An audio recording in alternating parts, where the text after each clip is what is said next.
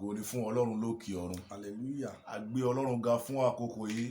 A dúpẹ́ fún Ọlọ́run fún oore àti àánú tí ó ń ṣe nínú ayé wa.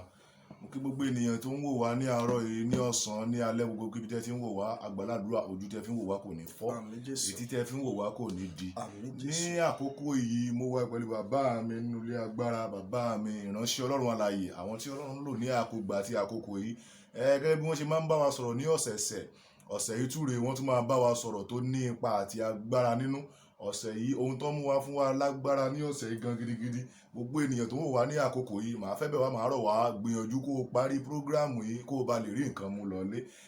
Láì nígbà wá ní àkókò, máa fi àkókò yìí, máa fi nígbà bàbá wa kí wọ́n dárúkọ ara wọn láti introduce ara wọn fún àwọn ènìyàn tí ó ń wò wá lọ́wọ́lọ́wọ́ láti lè jẹ́ kí wọ́n mọ irú ìránṣẹ́ Ọlọ́run tí Ọlọ́run pè wọ́n sí.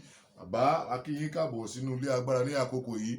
A fẹ́ kẹ́ kí àwọn ènìyàn, a fẹ́ kẹ́ kí àwọn ènìyàn ará ilé, ẹ fẹ́ kẹ́ dárúkọ ìjọ Ọlọ́run gbogbo ẹ̀, gbogbo nǹkan ṣe lọ sí, ṣàlàyé fún àwọn ènìyàn ká bá lè mọ bí Ọlọ́run ṣe lọ sí. Ògo ni fún Ọlọ́run ní òkè ọ̀run. Hallelujah. Ní gbogbo ibi tẹ́ ti ń gbọ́ mi káàkiri àgbáyé, orúkọ mi ò yípo padà. Èmi ni ọmọ yín, àbúrò yín, wòlíì Ọlọ́run tí Ọlọ́run ń lò fún ìran àti àkókò yìí. Bàbá májẹ̀mú àdúrà lérè tí orúkọ mi jẹ́ wòlíì Pópóọlá. Olùdarí àti alákòóso ìjọ Covenant of Apostle Foundation. Lórúkọ Jésù Kristi yóò dára fún ọ. Ní gbogbo ibi tẹ́ ti ń gbọ́ mi lónìí, sáré bá mi kọrin yìí. Àyànmọ́ mi Ọlọ́run gbé dìde, àyànmọ́ mi o Ọlọ́run gbé dìde, ó sọ̀rọ̀ o àyànmọ́ mi Ọlọ́run gbé dìde, àyànmọ́ mi o Ọlọ́run gbé dìde. Yóò dára fún yín, Jésù Olúwa wa. Àmín. Ògo ni fún Ọlọ́run lókè ọ̀run. Hallelujah. Ó wà àwọn bàbá wa ní ẹ ti gbọ́ yẹn ní ọjọ́ tí ò ní láì nígbà wá ní àkókò pápá la máa ṣe ohunkóhun. Àwọn bàbá wa ohun tó ń mú wá fún wa lé ní agbára. Wọ́n fẹ́ bá wa sọ̀rọ̀ nípa àyànmọ́. Kí là ń pè ní àyànmọ́? Kí ló dì mọ́ àyànmọ́? Kí ni gangan tí àyànmọ́ gbé lórí? Kí ni àyànmọ́? Kí ló nípa nínú ayé ẹ̀dá? Àwọn bàbá máa bá wa fọ́ sí wẹ́wẹ́ láàárọ̀ yìí. Bàbá, mo kí yín kú àkókò yìí. Ẹ kú gbogbo ìgbà wa. Àwọn ènìyàn Ọlọ́run náà tí wọ́n ń wò yín bákan náà ojoojúmọ́ ni wọ́n fi ń béèrè àwọn kọ́mẹ́ǹtì, lọ́ fi ń sọ oríṣiríṣi. Mo mọ̀ pé ẹgbẹ́ tó ṣe dé lónìí, ẹ tún máa tún fi ìmọ́lẹ̀ sí àwọn kankan tí ò yí ọ̀pọ̀lọpọ̀ àwọn ènìyàn. Bàbá náà nígbà ní àkókò lákọ̀ọ́kọ́ náà, ẹ bá wa sọ̀rọ̀ lórí kí là ń pè ní àyànmọ́. Ẹ bá wa sọ̀rọ̀ kí là ń pè láyànmọ́ gangan bàbá. Ẹ ṣé, mo dúpẹ́ ní gbogbo ibi tẹ́ ti ń gbọ́ mi. Ọ̀rọ̀ yìí máa lágbára lónìí fún gbogbo etí tó ń gbọ́ mi pátápátá. Ní ọ̀sẹ̀ tó kọjá ni mo sọ̀rọ̀ nípa ogun ìpìlẹ̀ ibi tó ti jáde wá. Ẹ gbọ́ mi ní olóbí ọ̀rọ̀ òní. Wọ́n tó bá láǹfààní láti gbọ́ mi, mo kí ẹ kú oríire. Kí là ń pè ní àyànmọ́? Àyànmọ́ túmọ̀ sí pàtàkì tí Ọlọ́run torí ẹ̀ dá ọ. Àyànmọ́ túmọ̀ sí tí Ọlọ́run ti fi sínú ayé rẹ kó tó di pé a bí ọ. Bíbélì wípé kó tó di pé ìyá rẹ lóyún rẹ, kó tó di pé wọ́n sun oorun rẹ, ni Ọlọ́run ti mọ̀ ọ́ ní tó máa jẹ́, ní tá à ń pè láyànmọ́ nìyẹn o. Gbọ́ mi wá, bí ọwọ́ yìí bí ò ṣe papọ̀ tí èmi tiẹ̀, tí tèmi àti ò papọ̀, bẹ́ẹ̀ náà ni àyànmọ́ tèmi ó ń bẹ lọ́wọ́ tèmi, àyànmọ́ rẹ ń bẹ lọ́wọ́ rẹ. Ohun tó burú jù fún ènìyàn láyé bàbá àti màmá ó ní pé kéèyàn wáyé kó má rí àyànmọ́ ẹ̀ lò. Àwọn yẹn ni wọ́n wáyé tí wọ́n kọjá bí ejò lórí àpáta. Ẹ gbọ́ mi sọ, ohun tó burú fún ènìyàn ní pé kéèyàn wáyé kó má ṣe tó tá a rán wá sílé ayé wá sí. Ẹyẹ tí apá kan dùsà kò lè fò láyé. Bí àyànmọ́ ènìyàn bá ti ní àbùkù, kò sí tí ènìyàn lè dá mọ̀. Àyànmọ́ túmọ̀ sí pàtàkì tó wáyé wá sí. Níta pé láyànmọ́ nìyẹn sà. Ògo ni fún Ọlọ́run lókè ọ̀run. Hallelujah. Ògo ni fún Ọlọ́run lókè ọ̀run. Hallelujah. Òun lẹ ti gbẹ́ lára bàbá wa yẹn, òun ló ti bá wa sọ pé ohun tí à ń pè ní àyànmọ́ nìyẹn. Àyànmọ́, àmọ́ bàbá ó tún kù nǹkan kan tí ò tí ì fi dára. Mo bọ̀ ń bẹ̀ sà. Ṣé ẹni tó sọ pàtàkì ìdí tó fi wáyé nù, ó wáyé asán. Ìwé oníwàásù chapter 10 starting from verse 5. Ẹni tó bá ti sọ pàtàkì tó wáyé wá sínú sà, irú ènìyàn bẹ́ẹ̀ ti wáyé asán. A lot of people are in that situation today. Wọn ò mọ ibi tí wọ́n ń lọ. Ọmọ bá wá ṣiṣẹ́ bí ẹrú, a gbé ọmọ ọ̀dọ̀ sípò ẹṣin. Àwọn tí a ti tọwọ́ bọ àyànmọ́ wọn nìyẹn. Ìpele kan bẹ nínú ìjọba òkùnkùn. à ń pè ní destiny manipulator. Àwọn ni wọ́n máa ń sọ igbá di ọ̀gùn. Àwọn ni wọ́n sọ tó dára di tí ò dára. Mo sọ̀rọ̀ fún àwọn ènìyàn kan níbi tí wọ́n ti pè mí gẹ́gẹ́ bí onísọjí ní ọ̀sẹ̀ tó kọjá. Mo ní aṣọ mẹ́ta láyé ńlá sọmọ ológo lọ́rùn. Wọ́n á rán aṣọ ìkórìíra. Wọ́n á rán aṣọ ìfàsẹ́yìn. Ẹgbọ́n mi sà, ẹlẹ́ẹ̀kẹta yẹn lágbára sà. Aṣọ ìdálẹ́bi ni. Aṣọ ìdálẹ́bi, aṣọ tí ò ṣe fojú rí. Mọ̀rìwò ni wọ́n máa fi ràn sà. Àwọn èèlò kọ́tà sóoru títí èyí.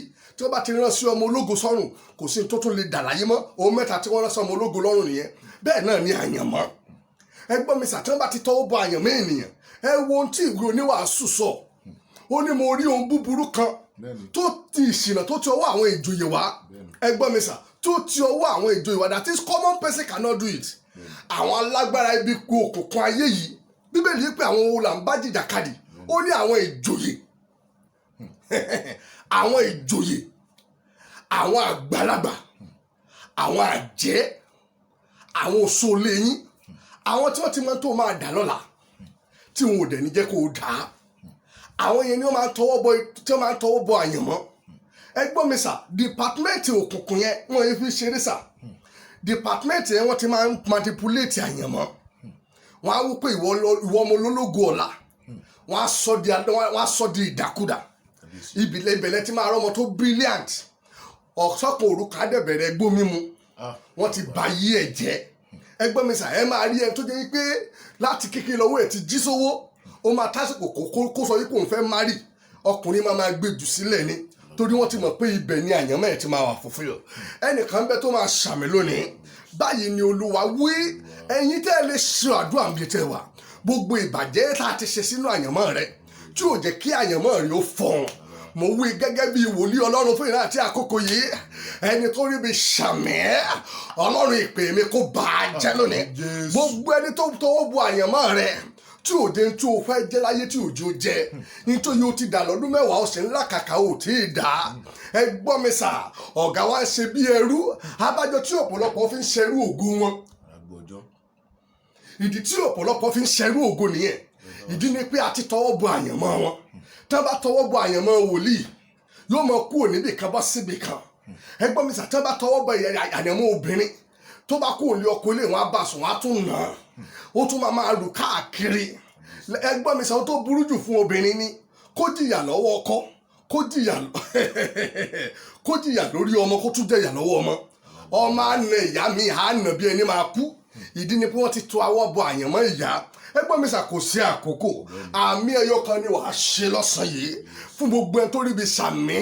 Báyìí ni Olúwa wí. Gbogbo pẹ́pẹ́ òkùnkùn tó ń takò àyànmọ́ rẹ̀ lórúkọ Jésù Kristi kí wọ́n gbéná sọnù. Ó yẹ tẹ̀síwájú sà. Ògo ni fọ́lọ́run lókè. Hallelujah. Bàbá ẹ má bínú sà pé a fẹ́ yọ yín lẹ́nu díẹ̀ láàárọ̀ yìí. A fẹ́ kí ọ̀rọ̀ yẹn kó yí ọ̀pọ̀lọpọ̀ àwọn ènìyàn dáradára. Bàbá kí ni ẹ ti sọ àlàyé tá à ń pè ní àyànmọ́? Ẹ jọ sà, bí mo bá ti ń kú òbí, orí òkè ni màá wà láàárọ̀ yìí. Mo ń lọ fún mi wọ́n pè ní program ní Ọ̀ṣun State. Gbogbo ìwọ tó bá fẹ́ pàdé tó bá wà ní Ọ̀ṣun State, Ọ̀yọ́ State, pàdé mi ní orí òkè ní òní. Màá ti wà ń bẹ́. Àyànmọ́ náà mo fẹ́ lọ sọ̀rọ̀ pẹ̀. Ẹ gbọ́ mi sà, wọ́n tọwọ́ bọ àyànmọ́ Jábésì. Bíbélì pé Jábésì jẹ́ ọmọ ọlọ́lá jùlọ. Ìyẹn ni pé ń tá a kọ sí mi láti ọ̀run wá. Ṣùgbọ́n kíákíá bó ṣe ń délé ayé, ẹnìkan ló tọwọ́ bọ àyànmọ́ ẹ̀. Ó nítorí pé mo la ìrora kọjá. Ó pe ọmọ ẹ̀ ní ìkorò. Ní ìbẹ̀rẹ̀ wọ́n ní ó ṣe ọlọ́lá ju gbogbo àwọn ẹgbẹ́ ẹ̀ lọ. Ṣùgbọ́n suddenly ọwọ́ kan wọnú ayé ẹ̀. Ẹnìkan bẹ tó máa ṣàmì. Gbogbo ọwọ́ tó wọnú ayé rẹ lójijì tó dàrin àjò rẹ rú. Gbogbo ọwọ́ tó wọnú ayé rẹ lójijì dórúkọ Jésù Kristi, ẹni tó pè mí tó yàn mí. Bí èmi bá jẹ́ wòlíì fún ìran àti àkókò yìí, adé la fi mọ bá ilẹ̀kẹ̀, la fi mọ joyè, àṣẹ la fi mọ kọ àtìríjọ Olódùmarè. Mo wí gẹ́gẹ́ bí ẹni tó pè mí tó sì yàn mí. Àṣẹ ni mo lò, Ọlọ́run mo sì orí ọmọládé. Ìpè ni mo rẹ́ni sí Ọlọ́run Ayọ̀délé Babalọ́lá. Ọlọ́run mo sọ̀rọ̀ jáde, Ọlọ́run bàbá àdúrà lérè. Ẹgbẹ́ mi tó rẹ́nu sàmì. Gbogbo tó tún pàdé ayé rẹ lójijì, tó tọwọ́ bọ ayé rẹ lójijì, tó wọnú ayé rẹ lójijì, tó dàrin àjò rẹ rú. ọkùnrin míì ti dàyàn àjò obìnrin rú ó ti gba nǹkan sọnù lára ẹ̀. ẹ gbọ́ mi sà, neighbor ti dàrin àjò ẹlòmíì rú àṣẹ ń bá ní gbé kátó fani sọya ẹlòmíì òde lásán ló ṣe tẹ́ fi dàrin àjò ẹ̀rú. ẹ gbọ́ mi sà, ìyá Jábésì ló dàrin àjò ẹ̀rú. ìyẹn ni pé kò sí ẹ gbọ́ mi sà, bíbélì yìí pé mo rí òun ṣìnà kan tó ti ọwọ́ àwọn ìjòyè wa. ẹ jẹ́ bá mi ka bẹ̀ sà, ẹ bá mi ka. bíbélì wípé burúkú ń bẹ tí ń bẹ mórí lábẹ́ ọ̀run. bẹ́ẹ̀ ni sà. bí ìṣìnà tí ó dé ọ̀dọ̀ àwọn ìjòyè wa. Yes. a gbé aṣiwèrè sí ipò ọlá. àti tọwọ́ bọ àyànmọ́ báyìí o. a gbé aṣiwèrè nìyẹn sípò ọlá. abájọ tẹ́ni tó mọ̀ ọ́n ṣe fún àdàbí ẹni tí ò mọ̀ ṣe ìdí ni pé àyànmọ́ rẹ̀ ayé ti tọwọ́ bọ̀. ẹ kà síwájú sà. wípé àwọn ọlọ́rọ̀ sì jókòó ní ipò ẹ̀yìn. àwọn ọlọ́rọ̀ wá jókòó ní ipò ẹ̀yìn. dàímà kàkà kúkú bìkídì sóńdà ní kékeré dè sẹ́ńdàyà. gbogbo ọwọ́ tó ń dá ọ padà sẹ́yìn nínú ògo, gbogbo ọwọ́ tó tún jẹ́ o máa bẹ̀rẹ̀ láti bẹ̀rẹ̀. gbẹ̀yìn tẹ́rẹ́nu sàmì lọ́sàn yìí níbi gbogbo ibi tó ti ń gbọ́ mi káàkiri àgbáyé, both home and abroad, ẹ̀yin Amẹ́ríkà, ẹ̀yin ti London, gbọ́ mi sàbáyìí lolúwa wí, ọwọ́ yẹn lónìí iná jó sọnù. Jésù. ẹ kà síwájú sà. mo rí àwọn ọmọ ọ̀dọ̀ lórí ẹṣin. mo wá rí ọmọ ọ̀dọ̀ àwọn tí ò tọ́ sí oúnjẹ tó tọ́ sí mi màmá fi fàájà, oúnjẹ tó tọ́ sí mi màmá fi fàájà jẹ, oúnjẹ tó tọ́ sọmọ wọn wá gbé fàájà. àwa rí ọmọ ọ̀dọ̀ nípò ẹ̀sìn. ẹgbọ́n mi sà, ìwọ́dẹ máa gbàdúrà lójoojúmọ́ òdẹ ní rere wàdẹ rẹ tí ò ní ìwà mímọ́, tí ò lérí Ọlọ́run, tí ò súnmọ́ Ọlọ́run, á dẹ̀ máa flourish. ìwé oníwàásù ní àṣìṣe tó ti ọwọ́ àwọn ìjòyè wa. ẹnìkan bẹ tó máa ṣàmì gbogbo alágbára ayé yìí tó ń lọ́wọ́ ipá lórí ayé rẹ, gbogbo alágbára ayé tó ń lọ́wọ́ ipá lórí ògo rẹ, gbogbo alágbára ayé tó ń lọ́wọ́ ipá lórí àyànmọ́ rẹ, àwọn tí ò lẹ́rù ògo tí wọ́n ń dẹrù ògo ẹni lọ. báyìí ni Olúwa wí láti òní lọ nínú ayé èmi àti ẹ̀rọ ṣíwọ́ iṣẹ́. Jésù Olúwa wa. ẹ tẹ̀síwájú bàbá. àti àwọn ọmọ aládé. ẹ wo kán lọ máa kà fúnra wọn. ìwé oníwàásù ní chapter 10 verse 5 to 7. ẹgbẹ́ mi sà kán lọ máa kà torí àkókò. ẹ máa tẹ̀síwájú nù tẹ́ fẹ́ béèrè sà. ògo ni fọ́lọ́run lókè ọ̀run. hallelujah. láì ní gbà wá ní àkókò bàbá, ẹ ti ṣàlàyé ẹ̀ fún wa dáadáa, ó ti yé àwọn ènìyàn. àmọ́ afẹ́káwọn ènìyàn mọ̀ bàbá oríṣi àyànmọ́ mélòó ló wà. àyànmọ́ pín sóríṣi mélòó àwọn òde lè sọ, àwọn òmọ ẹ̀yin ìránṣẹ́ lọ́nà lè láyé wa. afẹ́kẹ́ bá wa sọ̀rọ̀ pé bàbá oríṣi àyànmọ́ mélòó ló wà, afẹ́kẹ́ láyé bàbá, ẹgbọ́n sókè sà.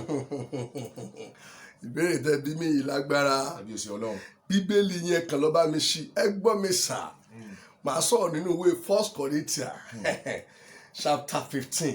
nǹkan ṣẹlẹ̀ níbẹ̀. ẹ gbọ́ mi sà, àyànmọ́ bí ara yìí bó ṣe ní orí tó ní apá tó ní ẹsẹ̀ tó ní ojú, bẹ́ẹ̀ ẹ mọ̀ pé bí apá kan bá ti ń dùn ènìyàn tí nínú ẹ̀yà ara wa ní handicap, bẹ́ẹ̀ náà ní àyànmọ́, òun náà ní apá ó ní ẹsẹ̀. ẹ gbọ́ mi sà, bí nǹkan bá ti ṣe ìkan nínú ẹ̀ méjèèjì tó kù ti ní problem, ó ti wọ́ nìyẹn o. wọ́n ní amúkù ẹrù rẹ wọ̀, ó ní òkè lẹ́wọ̀ ẹ̀ wò sàlẹ̀. ìdí ni pé ìsàlẹ̀ gangan lẹ́rù òun ti wọ́ wá sà. bíbẹ̀ ni foundation. Listen to me somebody. Yes. There is somebody that will say a louder amen. ọwọ́ tó pè mí ní kí n sọ fún ọ pé láti òní lọ ogun tó sọ ọ́ dá láìbọ̀ ara nú àyànmọ́ lórúkọ Jésù máa gbẹ̀nà sọnù. ẹnìkan bẹ tó máa gbọ́ mi báyìí ni Olúwa wí arán mi sí ọ lónìí. akọ wípé wòlíì tó ń wí bàtí Ọlọ́run ó ní kúkú ni wọn ò kú wọn sì kú gbé ọmọ wí gẹ́gẹ́ bí wòlíì Ọlọ́run within that and 7 days. gbọ́n mi sà tí wọ́n bá ti tọwọ́ bọ àyànmọ́ ènìyàn ibi tó yẹ kéèyàn gbé èèyàn nígbà àwa máa rìn kọ́lọ́kọ́lọ́ lẹ́bàá ògo kò ní rọ́nà lọ a máa dúró lójú kan ṣoṣo. iṣẹ́ pọ̀ fún mi lónìí, ẹ má jẹ́ kí n lọ síbẹ̀ yẹn. ẹ gbọ́ mi báyìí lolúwa wí. by this time next week mo tún máa sọ̀rọ̀ sí lórí tí wọ́n pè ní àyànmọ́, ṣùgbọ́n lónìí ẹ jẹ́ sáré tú síwájú. 1 Corinthians chapter 15 wọ́n ní àyànmọ́ mélòó ló wà. gbọ́ mi sà, àyànmọ́ mẹ́ta ni. àyànmọ́ bí ọmọ mẹ́ta, àyànmọ́ bí ògo, àyànmọ́ bí ìràwọ̀, glory star. ẹgbọ́n mi sà, ó bí èròǹgbà ọjọ́ ọ̀la. ẹbí tí ẹlòmíì ti kú ni wọ́n ti pa èrò ẹlòmíì, iye ẹlòmíì ò sí. ẹni tí ayé pa ògo ẹ̀ wọ́n máa pa ìràwọ̀ ẹ̀. bí wọ́n bá ti pa ìràwọ̀ èèyàn wọ́n wá pa èròǹgbà èèyàn. èèyàn ò ní lè ronú pé kí ló tún kàn mí kù, kí ló yẹ kí n dà, mi ò gbọ́dọ̀ bàbá yìí kù. ẹgbọ́n mi iye ẹlòmíì ò ní sí. ẹgbọ́n mi iye ẹlòmíì ò ní sí bó ṣe kà bó ṣe ń gbàdúrà yìí. a mọ̀ yìí pé ẹ̀ ń ta arán mi sí wòlíì ta arán mi sí kò ní lè pè é nítorí pé iye rì ò sí wọ́n ti rá níyì. ohun mẹ́ta tí àyànmọ́ ní sà, àyànmọ́ ní ògo, àyànmọ́ ní ìràwọ̀, àyànmọ́ ní èròǹgbà.